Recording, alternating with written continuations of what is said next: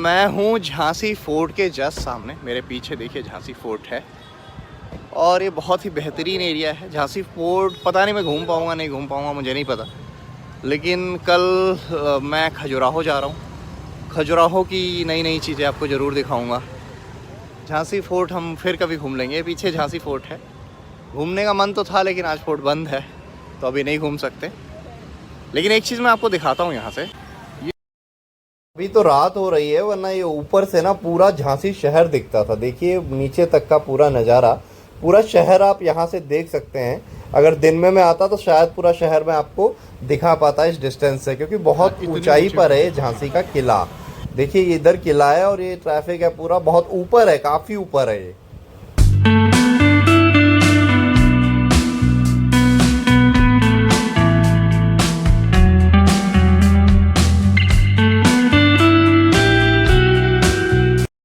अभी हूँ बुंदेलखंड वाले क्षेत्र में।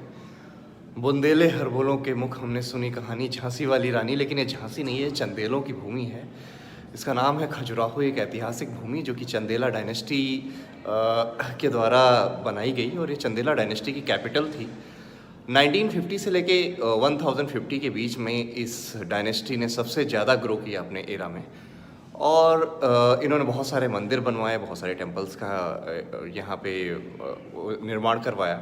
साथ ही साथ इस क्षेत्र से लेकर ये कलिंजर जो कि उड़ीसा में लोकेटेड है, वहाँ तक इनका रूल फैल गया था। तो उस हिसाब से आप अंदाज़ा लगा सकते हैं कि इनकी गरिमा कितनी रही होगी चंदेला राजपूतों की। कुन्नन करके एक थे जो चंदेलाओं के फाउंडर थे। उसके बाद बहुत सारे राजा आए और बहुत उथल पुथल भी हुआ इस क्षेत्र में। तो आज मैं घूमने जा रहा हूँ खजुराहो और आप लोगों को बताऊँगा कि खजुराहो में मैंने क्या क्या देखा। तो ये है वो रिज़ॉर्ट जिसमें मैं रुका हूँ, इसका नाम है द बुंदेला रिज़ॉर्ट। और ये द बुंदेला रिज़ॉर्ट यहाँ पे मतलब अच्छा रिज़ॉर्ट लगा मुझे। और ये स्टैचू देख सकते हैं आप, बुद्धा की स्टैचू टाइप है। और पीछे एक स्विमिंग पूल टाइप का भी इन्होंने बना रखा है, लेकिन वो रियल में स्विमिंग पूल जैसा है कुछ नहीं, बिल्कुल छोटा सा ऐसा ही एरिया है। बट हाँ आप बैठ सकते हैं, ग्रीनरी है, थोड़ा झूला वूला लगा हुआ है, तो आप थोड़ा सा एंजॉय कर सकते हैं इस रिज़ॉर्ट में। बाकी रिज़ॉर्ट तो ठीक ठाक है, अगर मैं बोलूँ आपसे रुकने लायक है। इनका सारा हिसाब मुझे अभी तक का तो अच्छा लगा है। अगर मैं रूम की बात करूँ तो रूम अच्छा है, टॉयलेट साफ़ सुथरा है, आप देख सकते हैं काफ़ी साफ़ सुथरा टॉयलेट है। और अगर मैं बात करूँ आपको यहाँ के पानी की, तो पानी भी अच्छा लगा मुझे। और बेड की बात करूँ, रूम की बात करूँ, तो आप देख सकते हैं बेड भी साफ़ दिया है इन्होंने। खैर, और पेंटिंग काफ़ी अच्छी लगी मुझे, पेंटिंग काफ़ी खूबसूरत है। और साथ में इन्होंने ये टेबल और चेयर दी है जो इन जनरल होता है हर एक रिज़ॉर्ट में। और अगर बाहर के नज़ारे की बात करूँ तो ये कुछ बालकनी टाइप है, आप बालकनी में देख सकते हैं। पीछे थोड़ा ओल्ड कल्चर को दिखाने की कोशिश करी गई है यहाँ पे। और ये बगीचा सा है, गांव सा तो एरिया है पूरा, खैर लेकिन अच्छा है। आप आओ तो देख सकते हैं इसको, थोड़ा इस रिज़ॉर्ट को। लेकिन ये ओवर रेटेड है।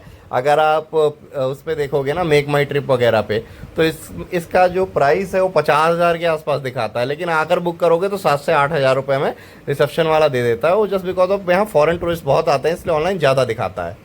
अगर यहाँ के फूड की बात करूँ तो चिकन टिक्का और रेड वाइन कॉम्प्लीमेंट्री इनकी है। अगर आप सेवन करना चाहें तो कर सकते हैं, वो आप पे डिपेंड करता है। अगर ना करना चाहें तो पड़ा रहने दें। कॉम्प्लीमेंट्री इनका फूड है यहाँ पे जो मिलता है। और वाइन इनकी जो है ये अम्बी वाइन है यहाँ की, मतलब एमपी की कोई लोकल वाइन है, ये कोई ऑस्ट्रेलियन शिराज वगैरह नहीं है। इस रिजॉर्ट में अगर बाहर निकलोगे तो थोड़ा प्लेग्राउंड टाइप है इनका, मतलब इंटरनल प्ले की चीज़ें हैं। आप स्नूकर वगैरह, पोलो वगैरह खेल सकते हो। और साथ में म्यूज़ियम सा है, यहाँ पे सारे जो पुराने राजा हैं उनके नाम लिखे हुए हैं।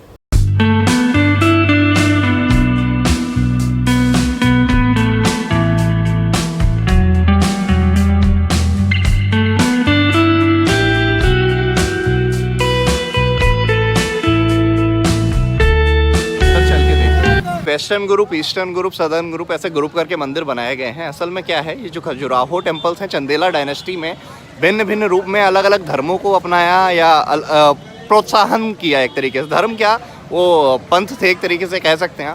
वैष्णवाइट, शैवाइट और जैन भी है उसमें, जैन समुदाय के लोग भी हैं।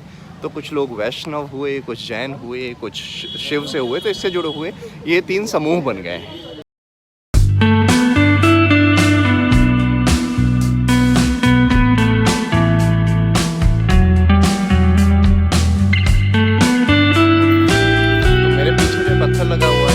हेरिटेज को दर्शाता है। यूनेस्को वर्ल्ड हेरिटेज साइट है एक वेबसाइट है जिसमें पूरे वर्ल्ड के जो मशहूर प्लेस होते हैं वो ऐड किए जाते हैं। हमारे देश में कुल अभी 40 प्लस कुछ जोड़े जा चुके हैं। आई थिंक 43rd था जो शांति निकेतन करके है, वो बनाया गया था। 43rd या 44th था, मैं श्योर नहीं उस चीज़ को लेके। रविन्द्रनाथ टैगोर जी के द्वारा बनाया गया था शांति निकेतन, उसको सबसे लेटेस्ट जोड़ा गया है। और इस अगर हम बात करें खजुराहो की, तो खजुराहो 1946 में एक यूनेस्को वर्ल्ड हेरिटेज साइट बन गया था।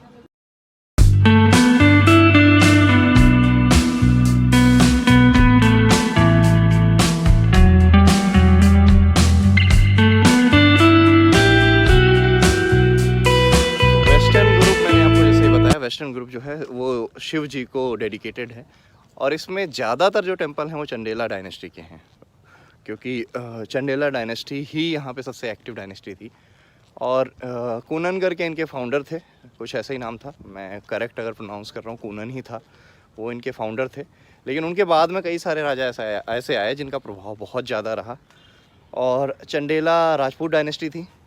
इन्होंने पहले इनकी जो कैपिटल थी वो खजुराहो हुआ करती थी, लेकिन आगे के जो इनके राजा थे उन्होंने कैपिटल को शिफ्ट कर दिया था महोबा वाले क्षेत्र में, यहाँ से वो शिफ्ट कर गए थे। झांसी में जो था वो महाराजा छत्रसाल का थोड़ा ज़्यादा रुतबा था, तो इस वजह से झांसी साइड में अटैक नहीं कर पाए, लेकिन इन्होंने महोबा से लेके उड़ीसा तक राज किया। और एक टाइम तो ऐसा था कि इन्होंने कलिंजर तक में अपने मंदिर बनवा दिए थे। ये देखिए बिल्कुल करीब आ गया हूँ मैं मंदिर के, चलते चलते पैदल चलते हुए। इस रास्ते पे आपको पैदल ही आना पड़ता है, यहाँ पे कोई ई रिक्शा जैसी सुविधा नहीं है, लेकिन ठीक है, और नेचर से भरा हुआ एरिया है पूरा। और ये पेड़ रास्ते में छोटे छोटे पौधे जो थे दिख रहे थे, मंदिर नहीं दिख रहा था, तो इसलिए इनको शायद छांटा काटा जा रहा है। ये मंदिर सामने बिल्कुल जस्ट मेरे मंदिर है। ये देखिए पोस्टर लगा हुआ है यहाँ पे, ये वाराह प्रतिमा 6ठी शताब्दी में बनी हुई। ये कहाँ है? एरठ जिला सागर ज़िले में है, सागर मध्य प्रदेश का ही ज़िला है, वहाँ पे है। विटारेश्वर मंदिर है, 11वीं शताब्दी का है, ये भी शहडोल ज़िला है, वहाँ पे बना हुआ है। एमपी में बहुत सारी ऐसी चीज़ें हैं जो कि बहुत ज़्यादा पुरानी हैं, जैसे महाराष्ट्र में अजंता एलोरा है, वैसे एमपी में भी बहुत सारी ऐसी चीज़ें हैं जो बहुत ही ज़्यादा कल्चरली स्ट्रॉन्ग हैं अगर इंडियन कंटेक्स्ट में देखा जाए तो। यहाँ पे एक बार फिर से निर्देश लिखे हुए हैं। ये देखिए ये टेंपल हैं, इधर है पहाड़ी के टुकड़े पड़े हुए, पत्थर पड़े हुए बड़े बड़े से। ये पूरा एरिया एक तरीके से टेंपल हब जैसा है। सामने भी मेरे टेंपल्स हैं। इधर लोग समोसा कचौड़ी खाते हैं, वो यहाँ पे वो मिलता है बहुत सारे अंग्रेज आते हैं, उनको भी ऐसे ही समोसा कचौड़ी खिलाया जाता है हमारे भारतीय लोगों के द्वारा। सामने आंटी जा रही हंसने लगी है सुन के समोसा कचौड़ी के नाम पे। बाकी ये पूरा जो एरिया है एक तरीके से टेंपल का एरिया है, और ये वेस्टर्न उसे क्या बोलते हैं, टेंपल्स के नाम से, वेस्टर्न ग्रुप ऑफ टेंपल्स के नाम से जाना जाता है। अभी किसी एक एक करके मंदिरों में चलेंगे, उसके बाद वहाँ की बात करेंगे। एक चीज़ अच्छी है इस परिसर में, पानी की व्यवस्था है, पानी पीने की भी, और टॉयलेट वगैरह भी है। इसके अंदर ही बना हुआ है, सामने जो है शायद रेस्टोरेंट, उसके पड़ोस में शायद टॉयलेट वगैरह भी बना हुआ है।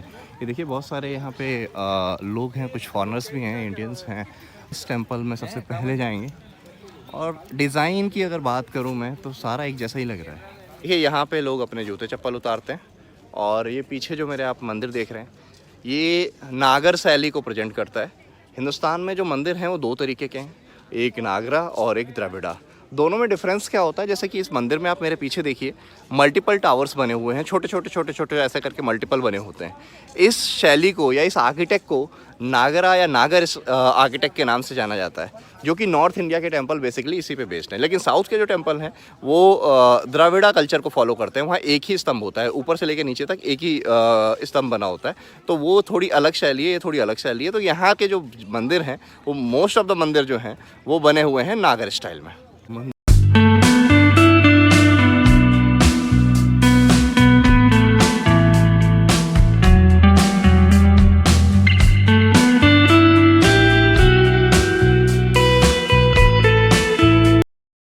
देखिए इसमें जो ये मूर्तियां बनी हुई है ना, बेसिकली ये मंदिर 4 चीज़ों को दर्शाते हैं: अर्थ, धर्म, काम और मोक्ष। अर्थ का मतलब हमारी डेली की जो दैनिक कार्य होते हैं, फिर धर्म की बातें आती हैं, काम वासना की बातें भी आती हैं, और ये सारी चीज़ों की परिक्रमा करके जब आप अंदर जाते हैं तो वहाँ शिव जी दिखते हैं। तो फिर मोक्ष की प्राप्ति की बातें होती हैं। तो इस तरीके से मंदिर कुछ डिज़ाइन किए गए हैं, मतलब ये एक तरीके से मेडिटेशन का हब है, इन मंदिरों को आप कह सकते हैं। और एक चीज़ मैं आपको अभी दिखाता हूँ इन मंदिरों में, जो कि मैं जूम करके दिखा देता हूँ। ये जो है ये मनुष्य है, देखिए, और ऊपर से जो है जो मनुष्य को खा रहा है ये उसकी इच्छाएं हैं। तो मनुष्य की इच्छाएं मनुष्य को खा रही हैं, और नीचे से मनुष्य जो है अपनी इच्छाओं को पुश करने की कोशिशें कर रहा है। तो इस तरीके से ये हर एक मूर्ति यहाँ की कुछ ना कुछ मीनिंग दे रही है। ये चीज़ मुझे बहुत अच्छी लगी यहाँ पे सीरियसली।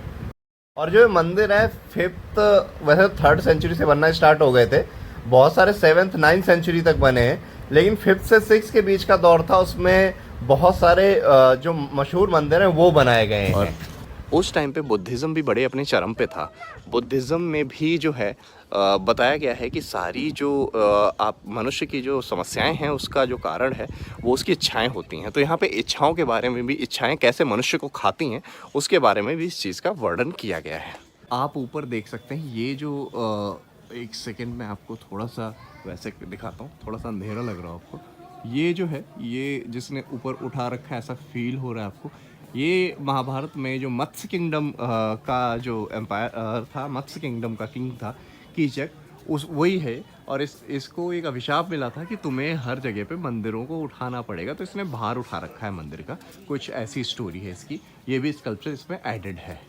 देखिए अर्थ जो है, काम अर्थ मोक्ष, मैंने तीनों चीज़ें आपको बताई थी। जो उसे क्या बोलते हैं, अर्थ वाला जो सीन है वो यहाँ पे सबसे नीचे दिखाया गया है। देखिए आप, डेली का जो हमारा दिनचर्या होती है उसमें जो हम डेली के काम करते हैं वो नीचे मंदिर में इन मूर्तियों में दर्शाया गया है। एक तरीके से आप देख सकते हैं पूरी रो है पूरी, इसमें ये चीज़ दर्शाई गई है कि डेली दिनचर्या के बाद जो है वो कामुकता वाला पोर्शन आता है लाइफ का। तो यहाँ पे वो चीज़ अच्छे से दर्शाई गई है। देखिए आप, काम दर्शाया गया है, मनुष्य के जीवन का जो काम उसको एक तरीके से दर्शाया गया है इन स्कल्पचर में। तो ये अगर मैं इस मंदिर की वैसे बात करूं तो ये अध्यात्म से जुड़े हुए पूरे एक जीवन को दर्शाता है कि जीवन कैसे जिया जाता है। और ये आपको हर जगह देखने को मिलेगी जहाँ पे आपकी इच्छाएं ही आपको खा रही हो, नीचे से आप बचाने की कोशिश कर रहे हैं। That is the reality of life. अगर इन मंदिरों को आप देखेंगे ध्यान से, नीचे से ऊपर तक जिस हिसाब से बनाए गए हैं, मतलब नीचे से लेके ऊपर तक आर्किटेक्ट, और फिर उसमें ये बारीक बारीक मूर्तियां बनाना और उन मूर्तियों में अलग अलग चीज़ें दर्शाना, मतलब कितनी मेहनत लगी होगी। आप सोचकर भी देखिए कि इसमें चारों चीज़ें दिखाई गई हैं, अर्थ, धर्म, काम और मोक्ष। कुछ लोग सिर्फ कामुकता के नज़रिए से देखते हैं, जो कि गलत है। यहाँ पे अर्थ, धर्म, काम, मोक्ष सारी चीज़ें दिखाई गई हैं, आप देख सकते हैं मंदिर में। और मंदिर के अंदर अब मैं जा रहा हूँ, अंदर मैं आपको दिखाऊंगा, अगर वीडियो अलाउड होगा तो अंदर का दिखाऊंगा मैं आपको। अंदर का जो सीन है, अंदर काफ़ी अंधेरा रहता है, और उसका रीज़न ये बताया कि नेचुरलिटी होनी चाहिए। देखिए मूर्तियाँ कैसे तोड़ दी गई हैं आक्रांताओं के द्वारा, जो कि मुगल्स थे, या फिर सबसे पहले कुतुबुद्दीन ऐबक ने अटैक किया था, उसने बहुत सारी मूर्तियाँ हमारी तोड़ दी थी। तो अंदर भी देखिए बहुत सारी ऐसी मूर्तियाँ बनाई गई हैं।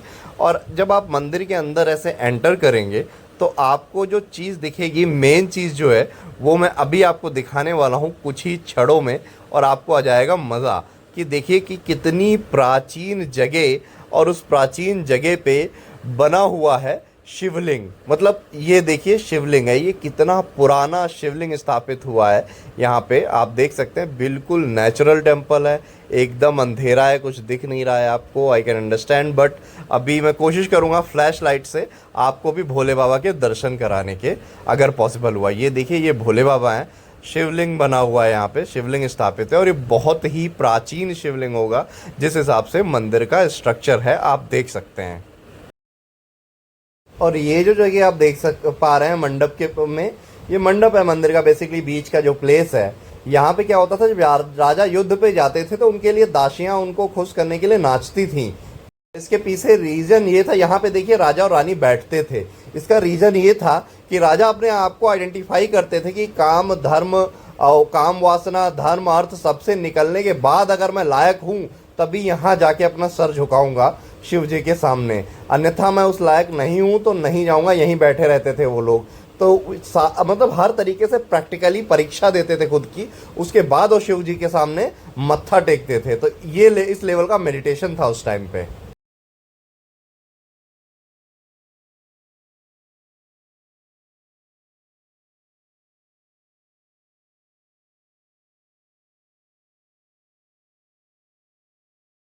ये जो सामने वाला मंदिर है, इस मंदिर को कहते हैं नवग्रह मंदिर। अभी यहाँ भी जाएंगे, लेकिन बीच में अभी माता जी का मंदिर है। ये देखिए, माता जी का बहुत ही पुराना मंदिर है। ये काफ़ी पुराना मंदिर है, आप देख सकते हैं, और बहुत प्राचीनतम तरीके से बनाया गया। इसमें वो डांस वाला, जो नृत्य वाला पिछले वाले मंदिर में दिखाया था मंडप में, वो स्थान नहीं है। इसमें हवन का स्थान है। अगर आप बीच में देखिएगा, ये हवन का स्थान बनाया गया है। ये जिस टेम्पल पे मैं आया हूँ, मेरे पीछे आप देख सकते हैं, चित्रगुप्त मंदिर है। चित्रगुप्त मंदिर जो है वो यशोवर्मन करके जो राजा थे, उन्होंने इसको बनवाया था, चंदेला डायनेस्टी के। तो यशोवर्मन ने बनवाया था इसको, और ये सूर्य मंदिर है, बेसिकली सूरज को डेडिकेटेड है। सूर्य को डेडिकेटेड बहुत ही कम टेम्पल हैं हिंदुस्तान के अंदर। उसमें जो सबसे मशहूर है वो तो कोणार्क, जो कि उड़ीसा में है, कोणार्क का शिव मंदिर है, जो कि कलिंगा डायनेस्टी के द्वारा बनाया गया था। और ये एक यहाँ पे है, चित्रगुप्त टेम्पल के नाम से इसको जानते हैं। मेरे पीछे आप देख सकते हैं, ये चित्रगुप्त टेम्पल है। तो सूरज के जो 9 ग्रह हैं उनकी, इसको 9 ग्रह मंदिर के नाम से भी जाना जाता है, क्योंकि सूरज के जो 9 ग्रह हैं, अभी यम को लिस्ट से हटा दिया गया है। हालांकि हमारी एस्ट्रोलॉजी ने बहुत पहले उसको मानना बंद कर दिया था, लेकिन नासा ने अब उसको हटाया है कुछ साल पहले, शायद 2008 में हटाया गया था यम को, अगर मैं गलत नहीं हूँ तो।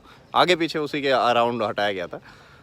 तो 9 ग्रहों की पूजा करके राजा जब भी कहीं लड़ने जाते थे तो 9 ग्रहों की पूजा करते थे।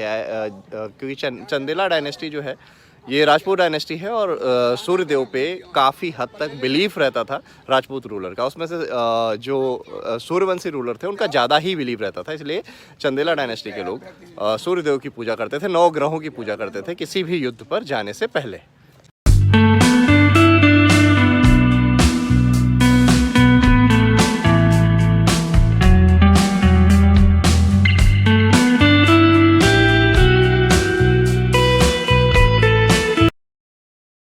यहाँ पर आप देख सकते हैं ब्रह्मा, विष्णु और महेश तीनों की स्कल्पचर को, ये महेश जी का स्कल्पचर है। हालांकि सर कटा हुआ है, आक्रांताओं द्वारा काट दिया गया है, लेकिन ये उन्हीं की स्टैचू दिखाई गई हैं, Brahma, Vishnu, Mahesh, generator, observer and destroyer. तीनों को यहाँ पे एक स्टेज पे दिखाया गया है। हिंदू धर्म में जो मुख्यतः 3 भगवान होते हैं, वो ब्रह्मा, विष्णु, महेश होते हैं। ब्रह्मा जी पैदा करने वाले, विष्णु जी पालन पोषण करने वाले, और जो शिव जी हैं, जिनको महेश भी बोला जाता है, एक तरीके से वो डिस्ट्रॉय का काम करते हैं। उसी से गॉड वर्ड निकल के आता है, जिसकी फुल फॉर्म होती है जनरेटर, ऑब्जर्वर एंड डिस्ट्रॉयर। और ये मूर्तियाँ टूटी क्यों हैं, अगर इसका मैं रीज़न बताऊँ, पीछे देख सकते हैं बहुत सारे जो इस पर अटैक हुए हैं। असल में मुग़ल एरा में, मुग़ल एरा तो नहीं कहेंगे, मुस्लिम एरा जब शुरुआत हुई, कुतुबुद्दीन ऐबक जो था, उसने अटैक किया था सबसे पहले खजुराहो पे। और कुतुबुद्दीन ऐबक जो था वो ग़ुलाम वंश से आता था। बेसिकली वो जो मोहम्मद गौरी था उसका ग़ुलाम था। तो वहाँ से दिल्ली सल्तनत की शुरुआत होती है, क्योंकि मोहम्मद गौरी तो मर गया था। तो उसके बाद जो संभाला वो कुतुबुद्दीन ऐबक ने संभाला, और उसने इन मंदिरों पे बहुत बार अटैक किया। और चंदेला डायनेस्टी जो है एक तरीके से ख़त्म हो गई थी कुतुबुद्दीन ऐबक के आने के बाद।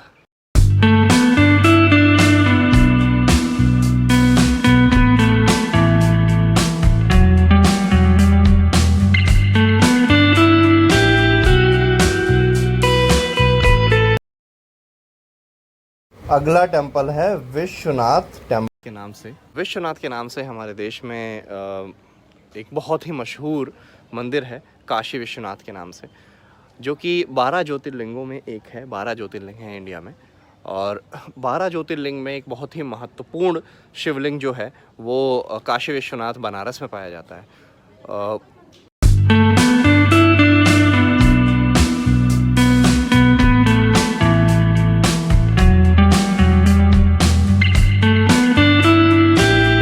है, ये 4 चीज़ों पे बेस्ड है, अर्थ, काम और धर्म और मोक्ष।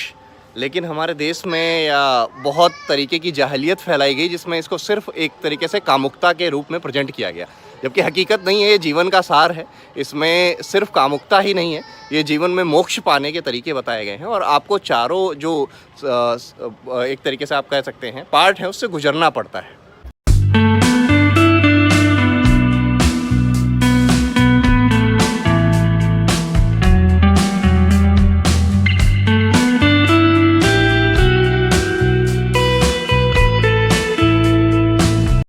ये है नंदी महाराज, भोले बाबा के प्रिय शिष्य।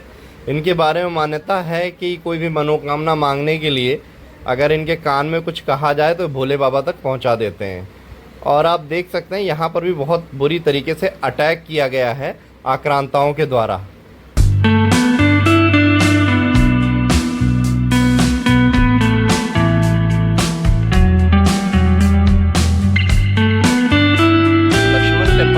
बात करूं तो ये टेंपल भी यशोवर्मन के द्वारा बनवाया गया था। यशोवर्मन ने ये टेंपल बनवाया था और 10th सेंचुरी अराउंड ये टेंपल बना था। और इसमें ये विष्णु जी को डेडिकेटेड टेंपल है। इसमें विष्णु जी के 3 सर दिखाए गए हैं, बीच में ह्यूमन वाला है, एक वरा वाला है, एक नरसिंह भगवान वाला है। तो अंदर चल के देखेंगे टेंपल के अंदर क्या है। ज़्यादातर जो टेंपल है वो यशोवर्मन ने ही बनवाए हैं, चंदेला डायनेस्टी का जो था। लेकिन एक चीज़ यहाँ भी आपको देखने को कॉमन मिलेगी कि किस तरीके से मंदिरों को डैमेज किया गया है। आप देखिए किस तरीके से अटैक किए गए हैं मंदिरों के ऊपर। देखिए मैं किसी समुदाय विशेष के बारे में बातें नहीं बोल रहा हूँ, लेकिन जो आक्रमणकारी थे उन्होंने अटैक किया था, ये सच है। और वो सारे के सारे मुस्लिम ही थे। देखिए बाहर से भी आप विष्णु जी की एक स्टैचू देख सकते हो, लेकिन इसमें भी हाथ पे अटैक किया गया है, आक्रमण किया गया है आक्रमणकारियों के द्वारा। बेसिकली कुतुबुद्दीन ऐबक के द्वारा, उसी की सेना ने यहाँ पे अटैक किया था। ये जो घड़े रखे हैं इसमें बूंद बूंद करके दाढ़ी घड़े के अंदर गिर रही है और फीमेल मेल को पिला रही है। आप समझ सकते एडवांस लोग थे। ड्रिंक करने के बाद दोनों का एक्सप्रेशन आप देखिए, ऐसा लगता है दोनों की आंखें चढ़ी हुई। इसी जस्ट बगल में लेडी अप्सरा भगवान शिव। अब उसके जस्ट बगल में आई एक लेडी से cleaning her body after the bath, नहाने बाद अपने बॉडी को क्लीन कर रही है। वैसे मिनी स्कर्ट पहन रखा है जिसका अभी शॉर्ट्स बोलते हैं।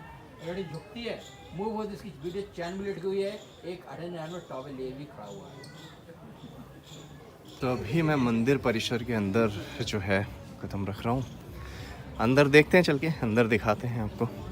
बहुत ही ऐतिहासिक जगह है, मज़ा आ गया, मुझे तो मज़ा आ गया सर। ये मंदिर के अंदर चलते हैं। यहाँ विष्णु जी हैं, आप अगर देख पा रहा हो हल्का सा, क्योंकि मंदिर के अंदर जो है वो अंधेरा है। ये वही विष्णु जी का स्कल्पचर है जो मैं आपको बता रहा था। इसमें 3 सर हैं, एक वारा है, एक नरसिंह भगवान का है, दूसरा ह्यूमन वाला रिप्रेजेंट करता है विष्णु भगवान को।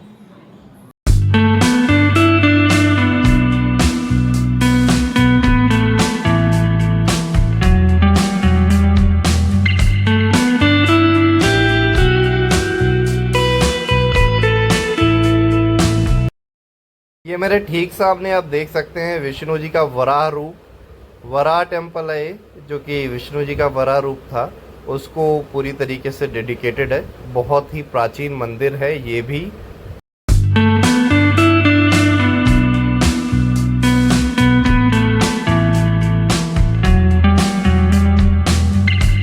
दिखाया गया है कि मंदिर को कैसे बनाया गया था। देखिए हाथी जा रहे हैं, सामान खींच रहे हैं, धीरे धीरे आप देखिए मंदिर का निर्माण जो है बेसिकली वो दिखाया गया है इस स्कल्पचर में। आप देख सकते हैं ये क्या क्या लगा था, कैसे कैसे सामान वामान उठाया गया था, क्या कैसे मेहनत करी गई थी। तो वो पूरी कलाकारी, सारे मज़दूरों का भी वर्णन है। तो ये देखिए कितनी शानदार बात है कि सारे मज़दूर तक का जो है वर्णन किया गया है किसी टेम्पल में। कैसे कैसे मेहनत करनी पड़ी थी लोगों को इस टेम्पल को बनाने के लिए। अच्छा, इन मंदिरों में एक चीज़ आपने देखा होगा, इतने दूर तक इतने ऊंचे ऊंचे मंदिर हैं, यहाँ पे पत्थर कैसे ले जाया जाता था। तो उसकी स्टोरी अभी मुझे पता चली, ये कैसे बनाए जाते थे। असल में होता क्या था, जैसे ये जैसे मान लो ये जो हाफ पोर्शन है, दीवार जो है, यहाँ तक मंदिर बन गया, फिर यहाँ से लेकर यहाँ तक मिट्टी डाल दी जाती थी, इसके ऊपर भी मिट्टी डाल दी जाती थी। फिर हाथी से सामान ऊपर पहुंचाया जाता था, हाथी घोड़े खींचते थे, मजदूर खींचते थे। उसके बाद फिर वहाँ मिट्टी डाल देते थे, फिर बहुत दूर से मिट्टी ऐसे पहाड़ लेके एक स्लैब बनाकर वहाँ तक जाते थे। तो इसलिए बहुत सारा वक्त, बहुत सारी ताकत, बहुत सारा धन लगता था एक मंदिर का निर्माण करने में। यहाँ पर अभी मैं आया हूँ, ये आखिरी मंदिर है हमारा इस एरिया का, आर्कियोलॉजिकल सर्वे ऑफ इंडिया का। देखिए मेरे पीछे बोर्ड लगा हुआ है, इस पर साफ साफ लिखा हुआ है 64 योगिनी मंदिर है। तो यहाँ इस मंदिर के बारे में मान्यता ये है, देखिए मैं मंदिर दिखाता हूँ आपको। तो ये जो 64 योगिनी मंदिर है, इसके बारे में कुछ लिखा हुआ है। तो ये मंदिर खजुराहो का सबसे पुराना मंदिर है, सबसे प्राचीन मंदिर जो है खजुराहो का यही है 64 योगिनी। और इसके बारे में बहुत सारी दिलचस्प बातें हैं, और हिंदुस्तान में कई सारे योगिनी मंदिर हैं, लेकिन ये सबसे ही अलग और सबसे पुराना योगिनी मंदिर है। इसमें 3 स्कल्पचर हैं जो हैं मुख्यतः ब्राह्मणी, महिषासुरदर्शिनी और माहेश्वरी। ये 3 जो हैं स्कल्पचर बने हुए हैं इस मंदिर के अंदर। तो चलिए अंदर चल के देखते हैं। ये चंदेल काल का सबसे जो है पुराना मंदिर है, और इस मंदिर के बारे में चंदेल काल के किसी भी उसमें लेख भी नहीं किया गया है। ये बहुत ही अद्भुत है। लेकिन और इसके बारे में मान्यता ये है कि यहाँ पे कुछ तंत्र विद्या वगैरह होती थी, तो कुछ जो तांत्रिक लोग थे उन्होंने कुछ गलत कर दिया था शायद, तो यहाँ से देवियाँ जो हैं उथल पुथल करके निकल के भाग गई थी, कुछ ऐसा है, त्याग दिया था उन्होंने इस स्थान को, ऐसा कुछ इस मंदिर के बारे में मान्यता है। और ये यहाँ के लोकल ग्रेनाइट पत्थर से बनाया गया है। और देखिए आप देख सकते हैं पत्थर के ऊपर पत्थर रखा हुआ है, ऐसे ही बनाया गया है। यहाँ ये जो पहाड़ी एरिया है, थोड़ा सा जबलपुर डिवीज़न है और ये पहाड़ी एरिया है, तो यहाँ पहाड़ बहुत ज़्यादा है, पत्थर बहुत पाया जाता है, तो उसी पत्थर से बनाया गया है। तो अब आप देख सकते हैं ये मैं मंदिर के ऊपर आ गया हूँ। यहाँ ज़्यादातर तुम्हें दिख रहा होगा आपको कि खाली दिखेगा आपको हर एक मंदिर। ये छोटे छोटे जो है मंदिर हैं और ये सारे के सारे मंदिर खाली हैं। उसका रीज़न ये है क्योंकि यहाँ पे देवी माताएं पहले रहती थीं और फिर वो निकल के चली गई क्योंकि कुछ साधुओं ने गलत तंत्र विद्या का इस्तेमाल करने की कोशिश करी थी। तो यहाँ पे सब उथल पुथल हो गया था और देवी माता यहाँ से निकल गई थी। इसके बारे में बोला जाता है सबसे प्राचीनतम योगिनी मंदिर के नाम से भी इसको जाना जाता है। और यहाँ पे बहुत सारे मंदिर हैं, छोटे छोटे इस तरीके के मंदिर बने हुए हैं पूरे एरिए में। और ये पूरा ऐसे ही पत्थर से बने हुए हैं। ये झंडा भी लगा हुआ है, आप देख सकते हैं। और ये जो था ये सबसे पुराना मंदिर था, मतलब पहला मंदिर था माता जी का, सबसे पुराना योगिनी मंदिर, 64 योगिनी मंदिर के नाम से मशहूर है। लेकिन ये जो मंदिर है इसमें ये सबसे प्राचीनतम मंदिरों में से एक है। और इसके पड़ोस में जो स्थान है, यहाँ पे ऋषि जो थे वो तपस्या किया करते थे बैठ के, तो ये वो स्थान है, आप देख सकते हैं। यहाँ पे तपस्या करते थे जो ऋषि उस टाइम पे यहाँ पे हुआ करते थे, उनके तपस्या का स्थल था।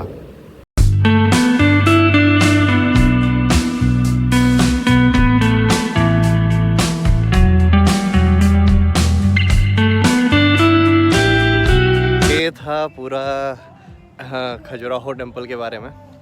आई होप आप लोगों को अच्छा लगा हो। अब मेरी ट्रेन है यार झांसी से, तो हम लोग यहाँ से निकल रहे हैं ऑलमोस्ट।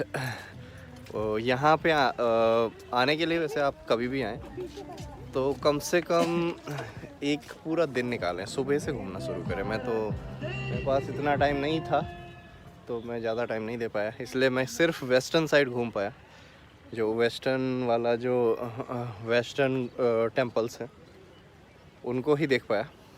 बाकी होप आप लोगों को वीडियो अच्छा लगा हो। इसी तरीके से प्यार देते रहिए। आप सभी का धन्यवाद। जय हिंद, जय भारत।